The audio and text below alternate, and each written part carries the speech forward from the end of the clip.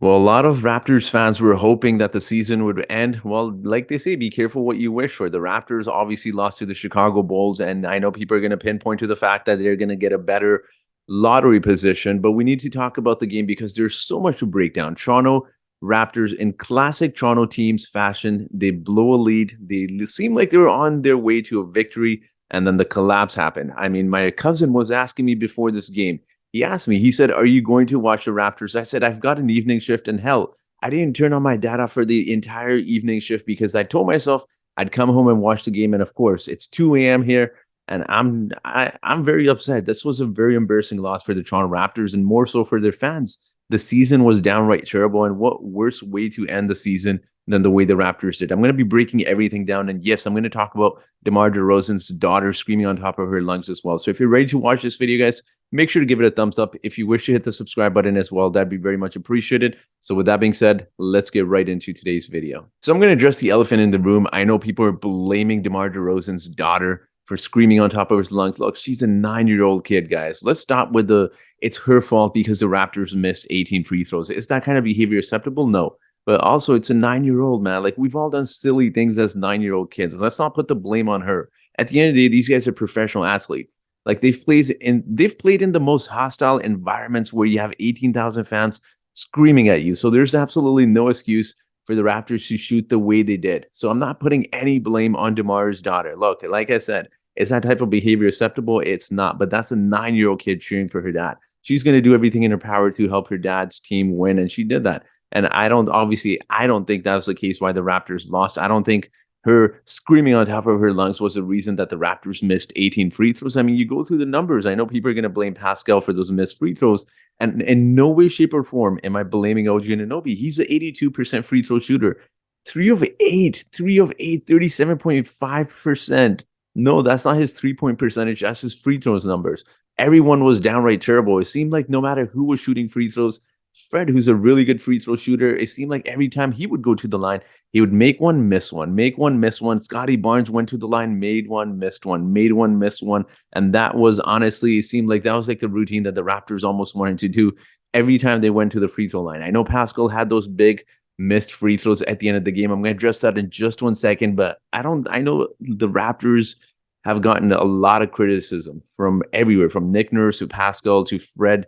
The blame does not go on them, nor does it go on OG Anunoby, who struggles shooting from the field as well. Obviously, I know I'm going to start with Fred VanVleet. People are going to pinpoint to the fact that he was 8 of 22 from the field. Obviously, terrible field goal percentage, but Fred made some absolutely big shots in this game when the Raptors really needed it. He started the game struggling a little bit. He tried to drive to the basket, missed some silly shots, and then he came and just started firing. He shot 50% from the three-point line. He took, I believe, 14 shots, made 7 of them. He played the game very well. Like he did what he did. You know what? He made a lot of good defensive efforts as well. And it's unfortunate the Raptors lost, but we cannot put the blame on Fred, nor can we put it on Pascal. I know people are going to say he's not a number one option. We know this.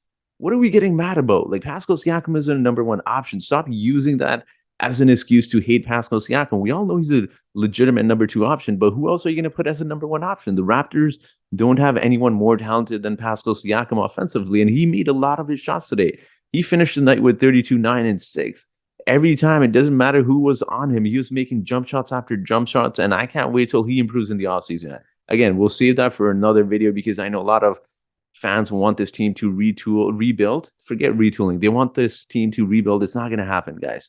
Spoiler alert, it's not going to happen. The Raptors owe their pick to the Spurs next season, and even if they were to trade away all of their guys except for Scotty, they're not going to be a top 5 bottom team in the NBA. Let's be honest, they're not. And for all the criticism that Nick Nurse has received from me and from all of the fans from this entire season about how poorly he's executed this play and this and that, he came out with a really good game plan. The Raptors came out absolutely firing. The ball was moving well. Pascal was making his jump shots. Fred VanVleet was hitting his shots. Everyone was playing exceptionally well in the first half until Zack Lavine turned into prime Derrick Rose / Michael Jordan. I don't know what that was. And before people criticize the Raptors defense, guys, there's absolutely nothing you can do. We don't have any player on this squad that is capable of defending those type of players. Like, let's be honest.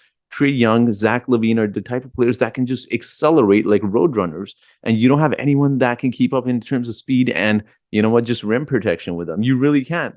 As good as OG Anunoby is, he doesn't have the speed to keep up with a Zach Lavine type of player. And again, that's not a criticism towards OG Anunoby. It's just look, he turned it on, man. Zach Lavine turned it on. He was hitting shots, he was attacking the basket, and there's nothing the Raptors could do. And this is for all the fans that were criticizing Nick Nurse that said that we have these tall switchable defenders. Why do we keep doubling? Why don't we just go one-on-one coverage? And look, we tried. There's nothing you could do. As soon as he got past half court, he was quick to accelerate, and there's just nothing he could do. We could do. He almost scored 40 points today. And look, it was a disappointing loss for the Raptors, but I don't think you can put it on one particular player. I know people are going to pinpoint to the fact that look, Gary shot 1 of 7. He played 16 minutes. He was let's be honest, he wasn't doing anything outside of he wasn't doing anything, period. Forget outside. Like he wasn't getting steals, he wasn't playing defense, he wasn't doing anything. But I don't want to use that. And I'm not trying to sound overly optimistic. I know people feel that I do this on this channel. I'm not doing this to defend Gary Trent Jr. He just wasn't in the rhythm of the game. Like he got one shot, he missed. He got his own offensive rebound. He tried another 3-pointer, he missed. And then he was out of the game like a few minutes later. So he didn't really get a chance to get in a rhythm. So it's not Gary Trent's fault, Gary Trent Jr.'s fault. We lost this game. It was the free throws that really hurt the Raptors. And like Jack Armstrong had said during the game, he said, I really hope these free throws don't come back to haunt the Raptors. And that's exactly what happened, unfortunately, right? So look, 18 missed free throws. That's the most missed free throws by any team in the last, what, since 1947, 57? I don't even know. They were saying some crazy stat like that. So it's unfortunate, but the Raptors, they missed those free throws. And look, a lot of fans that wanted a high pick in this year's draft, you got your wish, man. You got your wish. So you shouldn't really be upset, but it's still upsetting as a fan.